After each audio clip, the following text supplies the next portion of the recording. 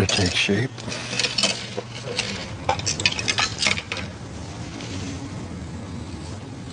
As far as expression-wise, what are you leaning towards? I'm leaning towards... Happy to be there or want to bite someone's head off? No, happy to be there. Okay. More happy to be there. Okay. Okay, a little bit of smile. That looks really good. These little bit there, that would be a V. Coming down? Yeah, like a little V. Okay. The face will be what tells the story. Long after I'm gone, you want to make sure that you get the face right so that the story is more accurate.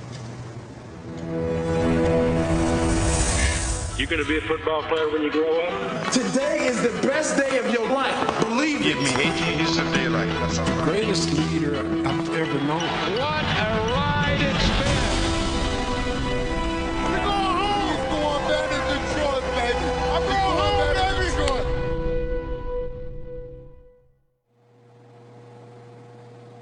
The last game I ever played, right in here. A lot different, quiet here. Wow. It's pretty cool. I'll never forget just taking it all in, watching everything. And that's when it all hit me. This is it. This is the Super Bowl. And I was in my hometown. It was special. It was a special moment.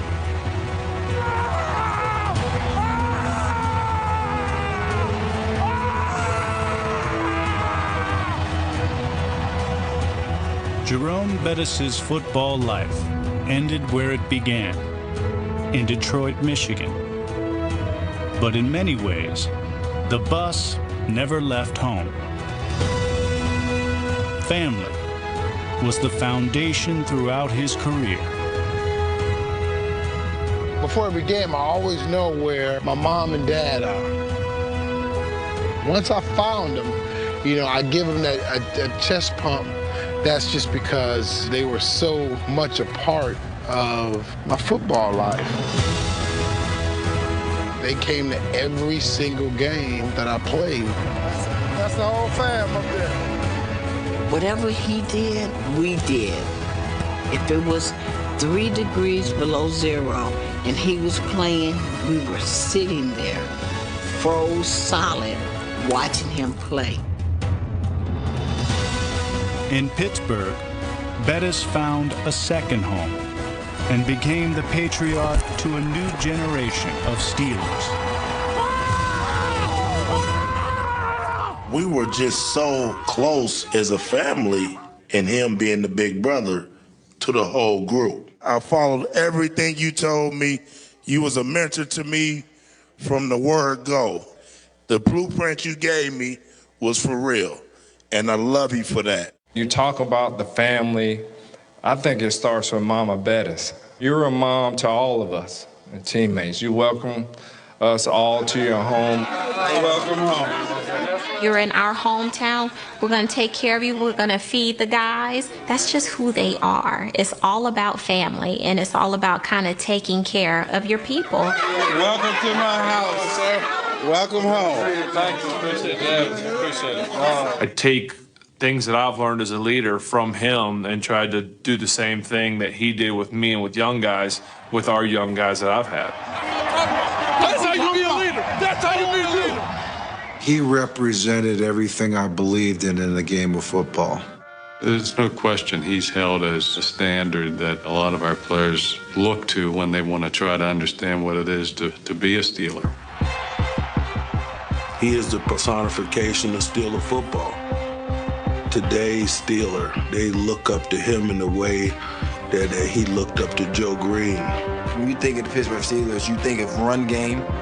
And when you think of run game, obviously Jerome Bettis pops in your head. If you need me, you know I'm only a phone call away. Yep. I appreciate it. He brought back the tradition of the Pittsburgh Steelers and continue that bruising style of play.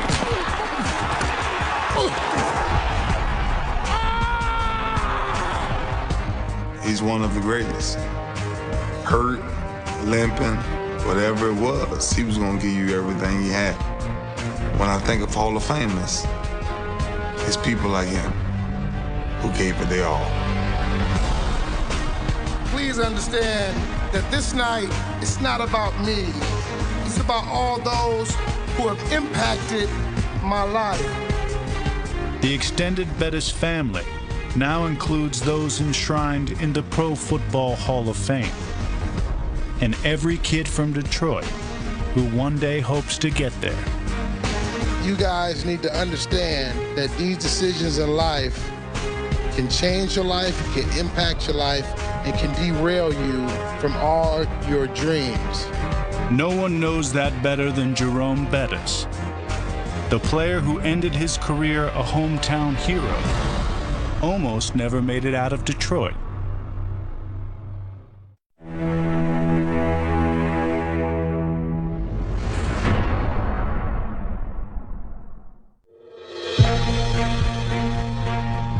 I want to take you on a bus ride that started at 10384 Aurora in Detroit, Michigan, and has ended up at George Halas Drive, home of the Pro Football Hall of Fame.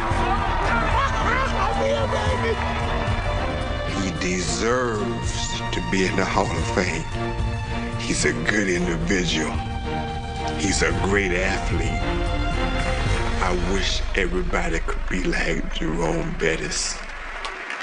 I sat in the same seat that you guys are sitting in right now. My philosophy was, I came from the streets of Detroit. I'm not going back.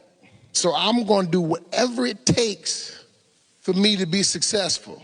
I didn't start playing football until my freshman year of high school. I was sitting one day at my desk doing some paperwork, and I heard a knock on the door. Coach, my name is Jerome Bettis, and I want to play football for you. I saw this kid look like a black Superman. Dozier says he lifted his head up and he saw this big strapping boy. And my reply to his question was, hell yes, son, you can play for me. As soon as Jerome Bettis stepped on a football field, he felt at home.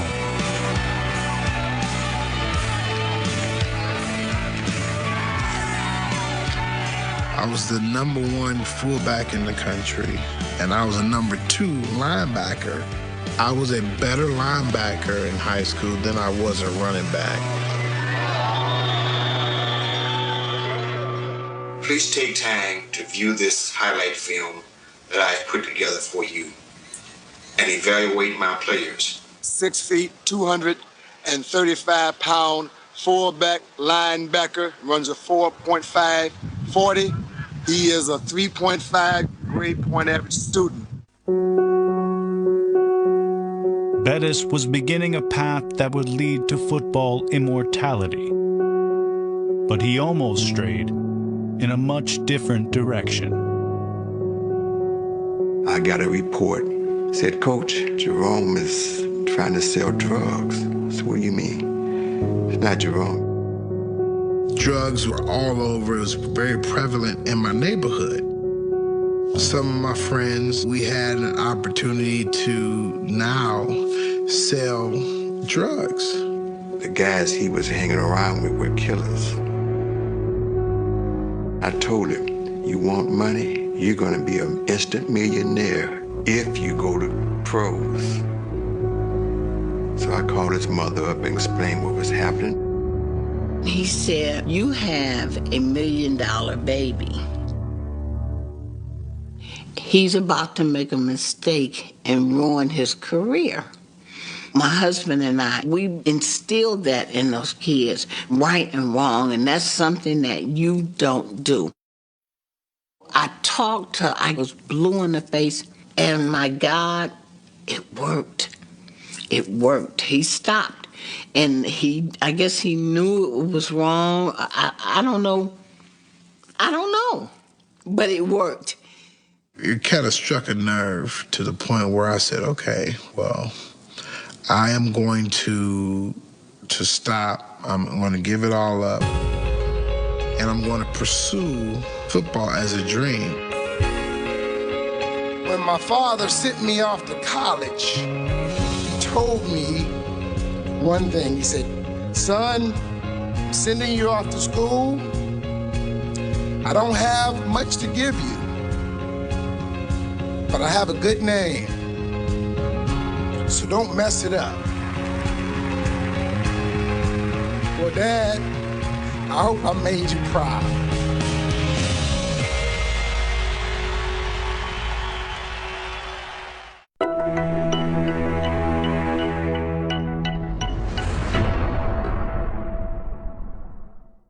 Let's talk about watching your son become a football star at Notre Dame. What was that like for you?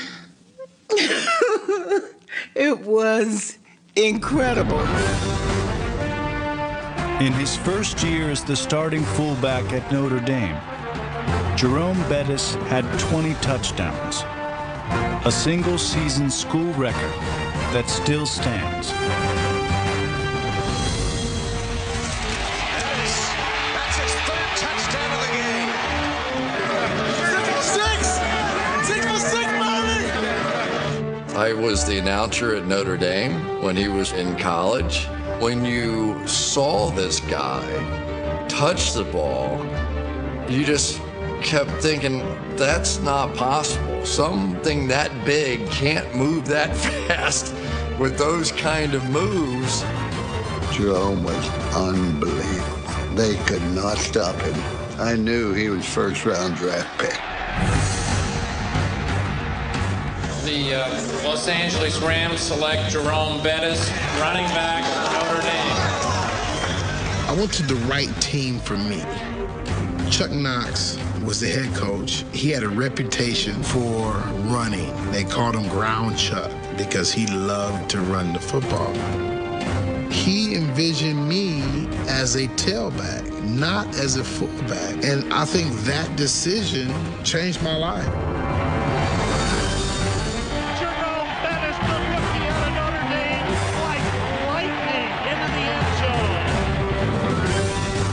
The 10th overall pick ran for over 1,400 yards in 1993, second most in the NFL, and was named the Offensive Rookie of the Year. Pitch back to Bettis, turns it right. Bettis cuts up to the 30, Bettis to the 35, on his feet at the 40, 45, 50. Touchdown for Jerome Bettis, 71 yards. He scored 197 touchdowns last year and rushed for, 7,846 yards. I wish. Tops on the all-time list. No way. Hall of Fame, brother. No Hall of way. Fame. Not yet. Hall of Fame. That's a long way. I got a long way to go. I get there, though. Don't rush me. The first year, it was like a whirlwind for him. He's throwing himself into the L.A. party scene. I hadn't really been into, parties and clubs and all this. So now, all of a sudden, I'm the talk of town. I'm the big guy on campus, so to speak. We went to Prince's Club, and Kareem Abdul-Jabbar came up to him. And I'm just like, wow.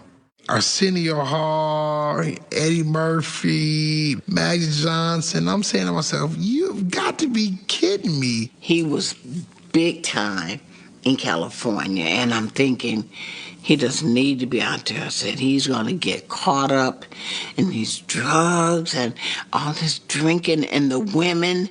Of course he loved women, and he's a good-looking guy, and the women loved him. So I'm thinking, this is not good. I said, Jerome, you need to come home. Mom! Yeah.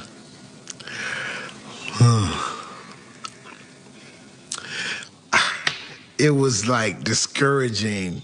Here I am, the NFL's, Rookie of the Year, and I'm back home in Detroit in my room, taking out the garbage. And then he take out the trash. I told him, take out the trash, just.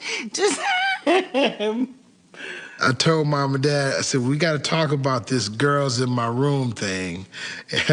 Because they always said, at our house, no girls in the bedroom. And I'm saying, wait a second now. I bought this house now.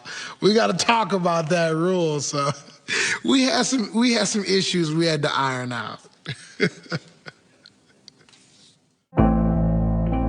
The bus was beginning to get in gear, but the Rams still finished with double-digit losses in each of Bettis' first 2 seasons.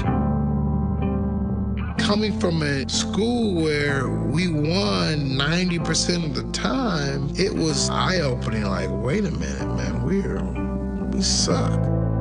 As the Rams moved to St. Louis in 1995, they fired Chuck Knox.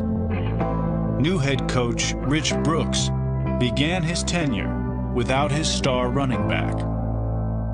Tried to convince him to come in, but his agent and he decided they wanted a new contract. I felt as though I had outperformed my rookie contract, 2 years, 2,000-yard seasons, 2 Pro Bowls, still in a rookie contract. Bettis never did get an extension, and in the 1995 season opener, he ran for only 4 yards. I called him on Monday and said, Jerome, I don't know why you didn't go to the game, but somebody did wore your jersey and your number. I know you'd never play like that, but I'd find out who's impersonating you and I'd stop it because I think he's hurting your reputation. I hung the phone up. Never gave him a chance to say a word. I wasn't the same football player that left Notre Dame because here was a player that was pretty selfish because of how the game had changed me in that we weren't having the team success. So I was more interested now in the individual success.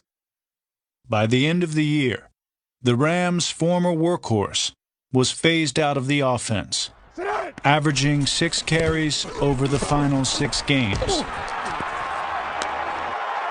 We didn't run it as much as they had run it under Chuck Knox. So maybe it was not a great fit. I don't know. Once again, it was time for a return to Detroit. Jerome came home. He was thinking about not going back, getting out of football. He said, I'm going back to school and I'm going to make sure I have my degree because I don't think football is going to be it for me. A lot of the losing was being lumped on my back as being my fault. I had made the decision in my head that I was not going to play for Rich Brooks, period. I did tell him that I thought he ought to lose a little weight and get in a little better shape. Dispel the bad rumors, your physical condition right now. Tell me about it. Oh, I'm in great shape. I don't know where the rumors came from, but I'm in great shape. Jerome Bettis, he got into Rich Brooks' doghouse, and he's not getting out. The only way he gets out of his doghouse is if he gets out of town. At the 1996 draft, St. Louis selected Lawrence Phillips in the first round and traded Bettis to Pittsburgh. We found out Rich Brooks was putting Jerome Bettis on the trade block. I said, wow, this is a great match. He just was a natural in our offense. No! Oh, yeah. Yeah, baby. We also played the Rams that first year. This was personal to him. They said I was done, over with, finished. Yeah. Wait till they get a load of me. In that game, I got a chance to kind of right some of the wrongs that was said about me. And the bus walks into the end zone for that Steeler touchdown against his former teammates. And one thing that was said about me was that I wasn't a game changer. And so I broke a 50-yard run and kind of changed the game. Jerome Bettis says hello to his former head coach, Rick Brooks, with a 50-yard dash. Jerome had over 100 yards very early in the third quarter, 2 touchdowns, and I took him out. He was trying very, very hard to get back into the game. You're not don't close me for the day, are you? No. I don't need about 30, 40 more. Damn, is he becoming a pain in the ass. I'm gonna get back on the phone. Is your dad here today? Yeah. You tell him I need to talk to him after this game. Nope. I'm talking to your mom and dad afterwards. I'm gonna tell Mr. and Mrs. Bettis I need to see him. This is like a parent-teacher conference. JB, great job, man. Great job. Thanks a lot. Good job. I know it's meant a lot to you, too. They did. I'm glad they did. Glad we did the way we did it. Oh, man. It was special. It was special because I got a chance to get that vindication. I kind of look at it like I probably helped him get into the NFL Hall of Fame by doing that trade, because if he'd have stayed in St. Louis, I'm not sure those same numbers and those things would have happened. You know what? We're going to keep your ass here for a while, too. Hey, I got to. You got to keep me. I want to retire here, Coach. I want you to retire. Yeah. Because you know what? This is your city. Oh, man, no doubt. And you know what? You're my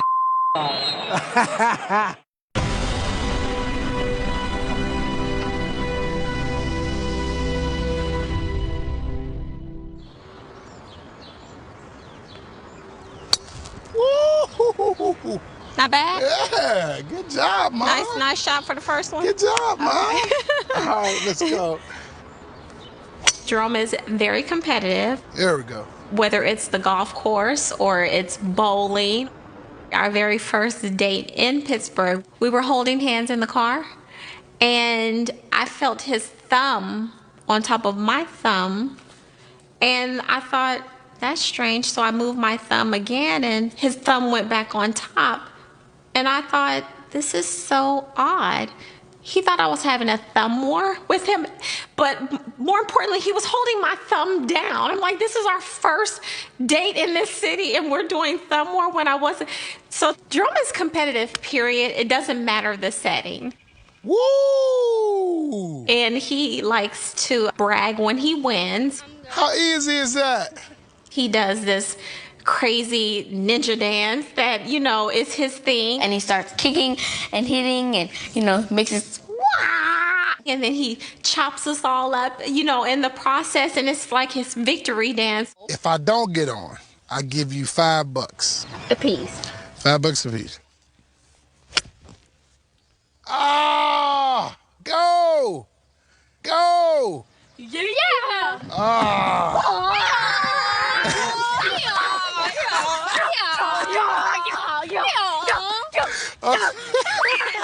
Do you know the nickname that they had for your dad? The Bus. I was gonna say that, but yeah, the Bus. Why do you think they called him that? Because he's so big and he runs over people like a bus. He would trample anybody in his way. When I came to Pittsburgh, I think Myron Cope said, he kind of looks like the Bus. The Bus. And then that was it. And there's an avenue for the bus. The bus shakes them off like flies. From the Buffalo 43, here comes the bus. He's got that head of steam. He's breaking tackles. He's still on his feet at the 30, the 25, the 20. The bus goes 43 Express.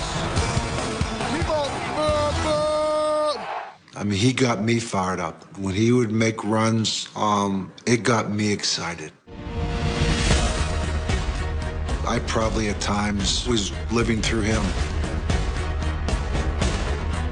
I called him a bully at times, you know, because he ran over, you know, so many of those little guys. DBs, sometimes linebackers. And a bus named clean marks all over his spine. I'm thinking to myself, don't you know that's someone else's child that you're treating like that? You know, like, who do you think you are? I'm just glad you're on my team.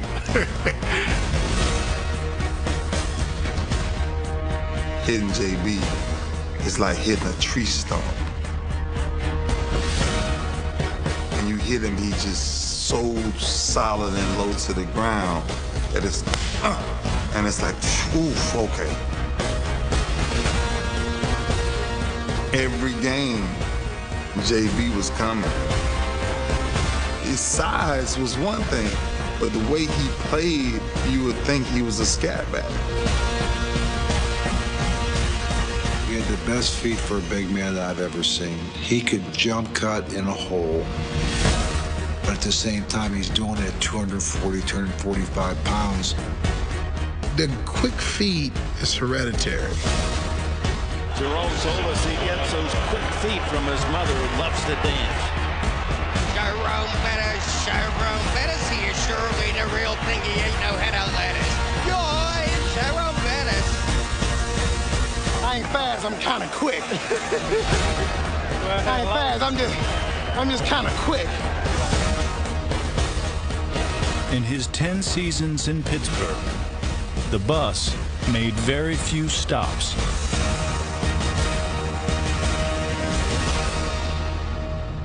They didn't have great quarterbacks in those days. I mean, Cordell Stewart had his moments, but they had Mike Tomczak, they had Kent Graham, they had Tommy Mannix. So he was it. I mean, and everybody knew it. Jerome was getting the ball, and they still couldn't stop him. He still get 1,400, 1,600 yards. Jerome Bettis ran for over 1,000 yards in 6 straight seasons. The 6-time Pro Bowler would finish his career as the 5th leading rusher in NFL history. Yeah, he passes Jim Bryant. He still ranks 6th on the all-time list. And it didn't look like the Bengals wanted any part of the bus. Like his feet, his mouth never seemed to stop running. Woo! That's what I'm talking about.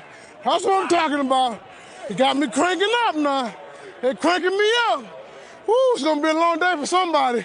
So fast running around blocks. Come get some. They asked for me. They wanted me. Well, they got me. Bettis usually had no problem being heard. We'll have a toss to determine who receives. But on a Thanksgiving day in his hometown, he didn't come through loud and clear. Call it plays in the air. Heads is the call. He said heads. It is a tails. Oh, I wish he said tails. He did. Bettis has always hated to lose at anything, whether it's coin flips or thumb wars. Yet for most of his career, this ultimate competitor couldn't obtain the ultimate prize. Time to go to work. I've had a lot of individual success, but for me, the only thing that drives me now is a championship. I mean, that's the one thing that's eluded me all these years. And to complete that journey, that's the ultimate goal for me. Bettis had been close, only to come up painfully short. No Super Bowl for the wonderful Steelers. Enduring home losses in the 1997 and 2001 AFC Championship games. Look out, and New England picks it up, and there's a lateral. I'm not getting any younger, and I'm saying to myself, man, these opportunities don't come every day, so it really hurt. It was just so hard for us, you know, because I could feel his pain, you know, and everything, just despair with him. And that's when I realized Jerome's got to get to the Super Bowl.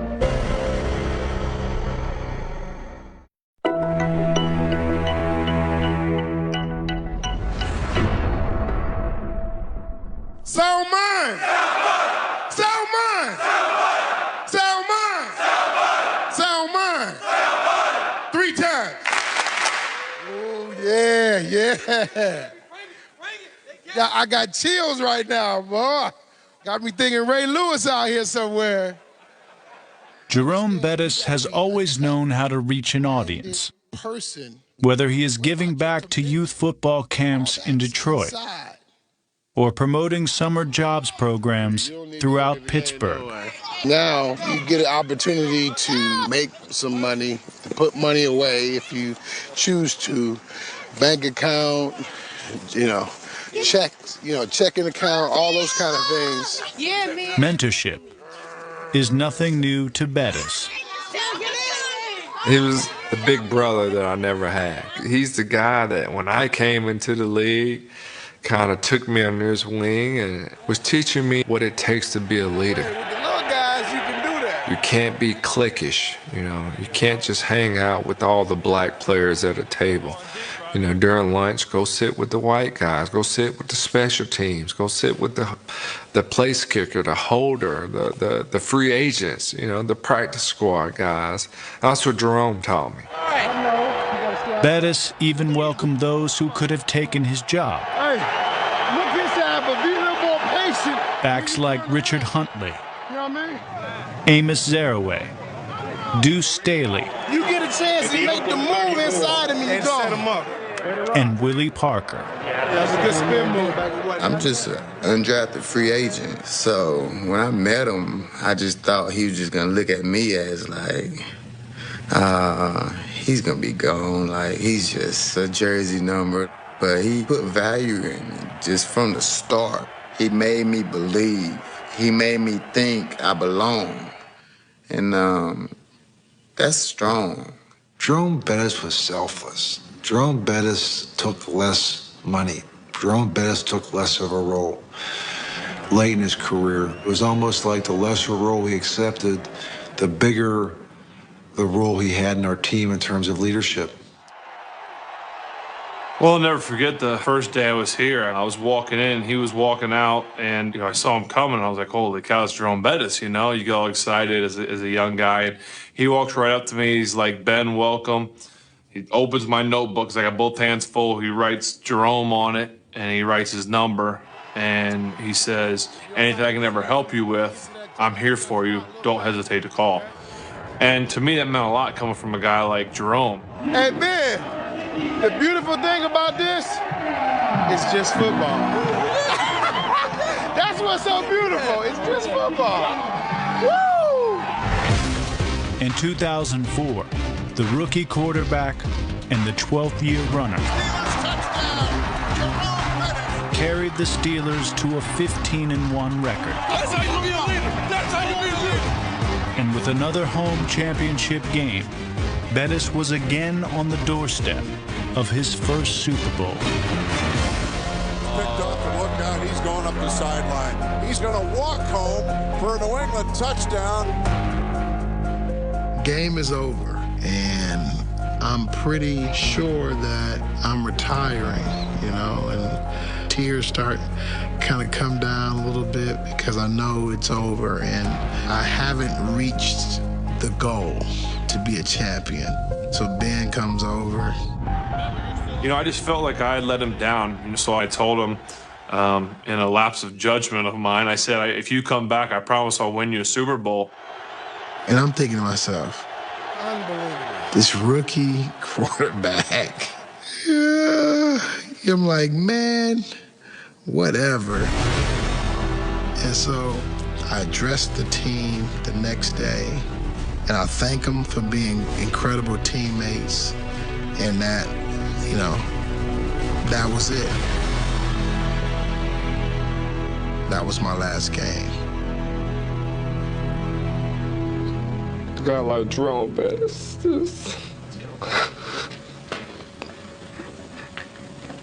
he's done so much for me as a player. It hurts. It hurts. It hurts. What part of you wants to come back? The competitor, the competitor in me to come back and say, hey, it's a job unfinished. The competitor was intrigued that the next Super Bowl would be in his hometown of Detroit, and inspired by the birth of his first child. My daughter, Jada. Hey, baby. You changed my life when you came into this world because you came in as a preemie, not knowing whether you would live or die. You showed me what fight really was. You convinced me I needed to come back for another year, and I needed to fight for a chance to win a championship. So, baby, thank you, Jay.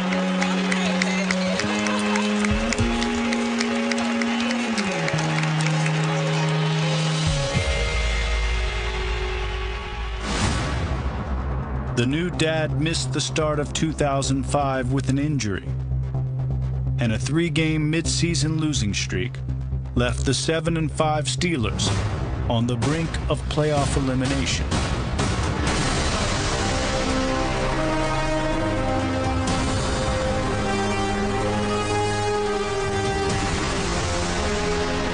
He's the bus. Gotta ride the bus. Ride the bus. Ride him.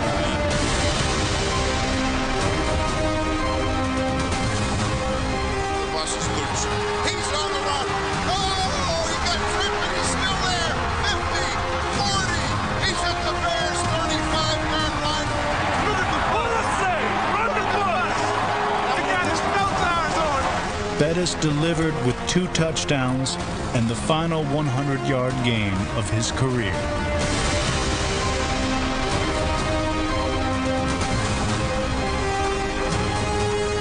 Then that one play, it was him and Urlacher. It was just one-on-one, and I swear, the light, you know how when you watching those cartoons and that little light just shine on y'all too, or you in a movie or an opera or any kind of play, and it's you and him.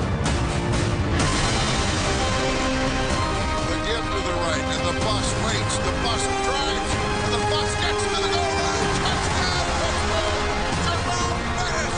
Urlacher came up there, and the bus ran over Urlacher. If you would say, show me what the bus is all about, I'd play that play for you. That's what the bus is all about.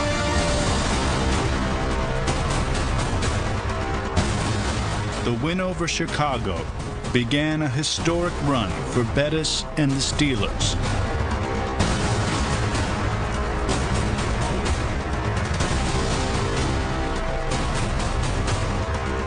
No number 6 seed had ever won 3 road playoff games and the Super Bowl.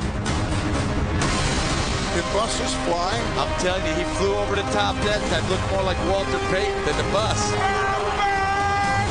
Here come the bus! Here come the bus! His mom and dad celebrating Steelers football. Johnny and Gladys Bettis prepared to watch their son seal a huge upset over the top-seeded Colts. We got the ball maybe on a 3 or 4 yard line, and goal line offense goes in. It's like, okay, here we go. That was one of my strengths, to be a closer, to close the games out. Oh, the ball is bumping. And the Colts pick it up. Look out. Oh my gosh, somebody got a tackle him. And it's just like, boom. And I'm looking up, I see it, and I'm like, no. I remember thinking to myself, like, that can't be Jerome's last play. Like, there's no way the Hall of Fame player and person he is, he can't go down like this. This can't be the lasting memory of him. And the next thought in my mind was, okay, just find a way to get this guy on the ground. That's what he meant to me and meant to anybody that's ever been around him. Ben Roethlisberger. Brother, without you saving that tackle, I still might be on the doorsteps, brother. I owe you for life. And now the field goal unit is on with 21 seconds left. Vanderjagt kick is on its way. That kick is long enough. It's no good! And boy, nobody has got to be happier than Jerome. Woo! Once Bettis and the Steelers had survived Indianapolis, there was no stopping the bus ride to Detroit. Gets down to the goal line. 3-yard touchdown run by the bus. And it's on to Detroit for Super Bowl 40. You go home. You go home. Came back to the reason. You know that. Johnny and Gladys Bettis, they have never missed a game in their son's career. He would turn around and he would look up at us. He said, "We going home." We're going home. He's going back to Detroit, baby. I'm going home to Detroit. All through the game, we going home. And we're like, yes, baby, come on home. And it became a reality.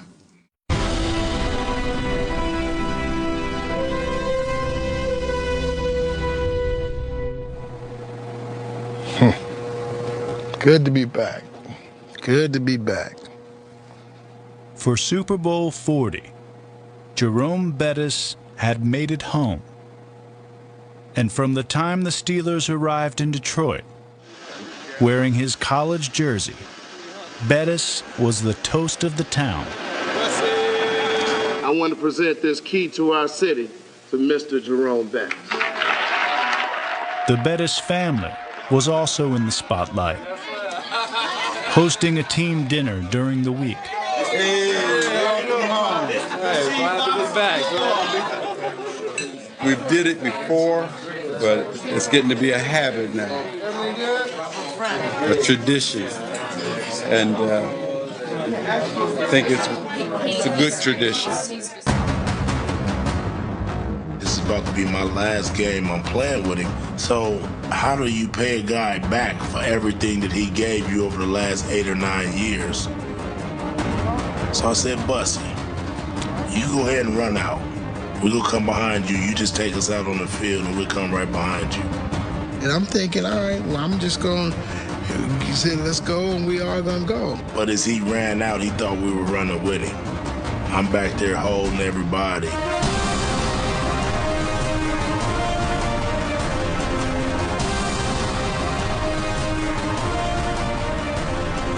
I'm thinking the team's coming with me, and I'm looking back, where is everybody?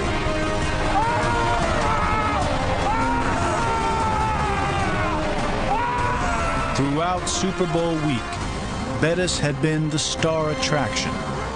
But on game day, he took a supporting role behind new feature back, Willie Parker. You gonna go in, you see them, they walling that. I had talked to Willie about running this particular play, and I wanted him to really think inside and not think outside. Based on his angle where he coming in, you're not gonna be able to get outside of it. See what I'm saying? So you see him, stick him out back inside. I always listened to him. I did it, man, and I kind of ducked outside and came back inside full speed. I only seen like green grass. Willie Parker, touchdown! Woo! Yeah! Willie Parker, a Super Bowl record 75-yard scoring run. Jerome, man, he drew up that play, man, and I owe that record to him. It parted like the Red Sea, baby. Good job, baby. What he done for me that game, what he done for me for my whole career to that point, like, it meant everything to me. For real, if this your last stop, I don't know what it is, man. Yeah. For real, I love working with you, dog. Thank you, man. Your family, your peace, good. Everybody think about you, dog. For real. You made me what I am, which ain't much, but you helped me, dog, and that's on the real. Thank you, man. Appreciate that, baby. I love you, baby. For years, the entire Bettis family had waited for a championship. I need a timeout. Now, The time had come for Jerome to close it out. I don't care how many yards you get, but I want you to hold on to the ball. I will. All right, you promise me? I promise you. I'm not going to go 6 tight.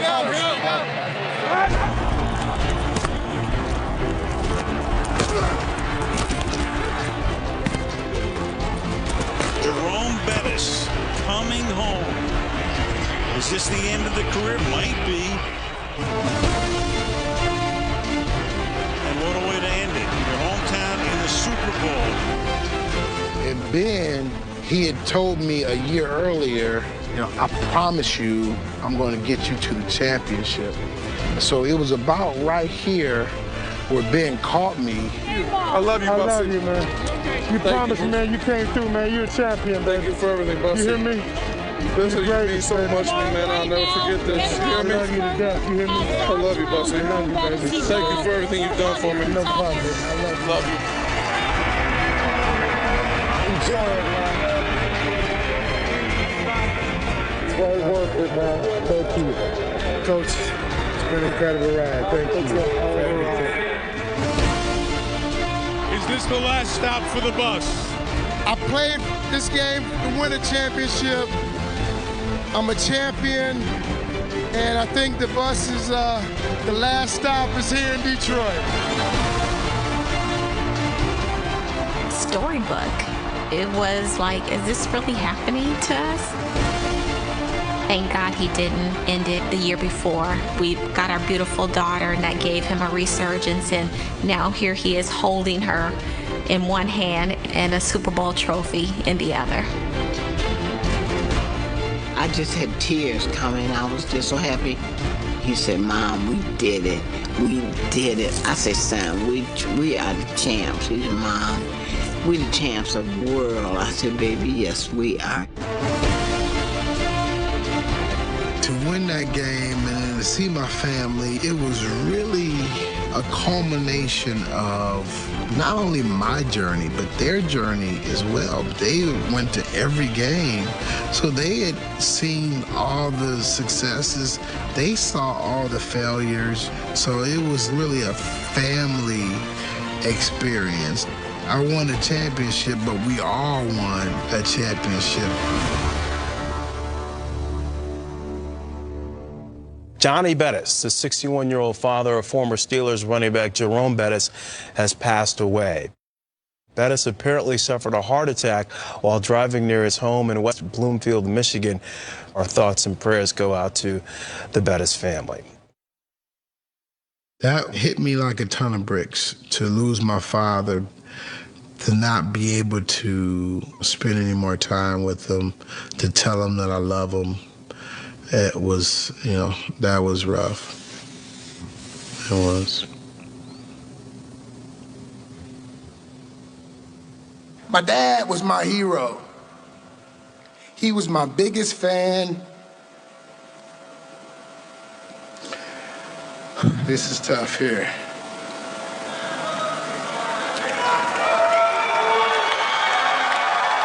He taught me how to be a man. A little over a year ago, we found out that my mother was diagnosed with breast cancer, and it scared and changed all of our lives. But in that moment, I realized where my toughness and where my strength really came from, because she handled it like a champion. So, Mom, thank you for being a role model, incredible parent, and a leader. Thank you, Mom.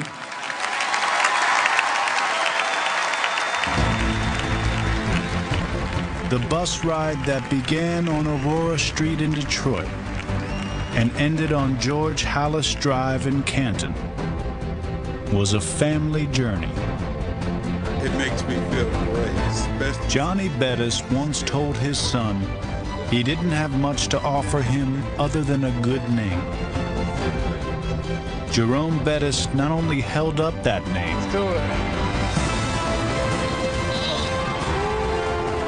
he immortalized it. I like that. It's such a big honor to get into the Hall of Fame. Thank you, brother. And now that he's in, it's amazing. My dad's in the Hall of Fame. And the last name Bettis will go down in history. Son, you have greatness running through your blood. And it's not from me. It's from our family. There's not much that I can give you that's more important than our good name. So don't screw it up.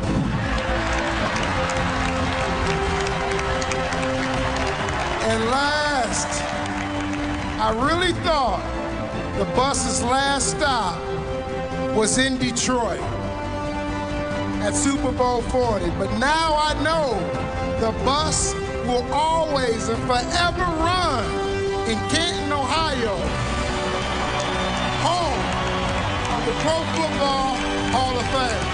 Thank you.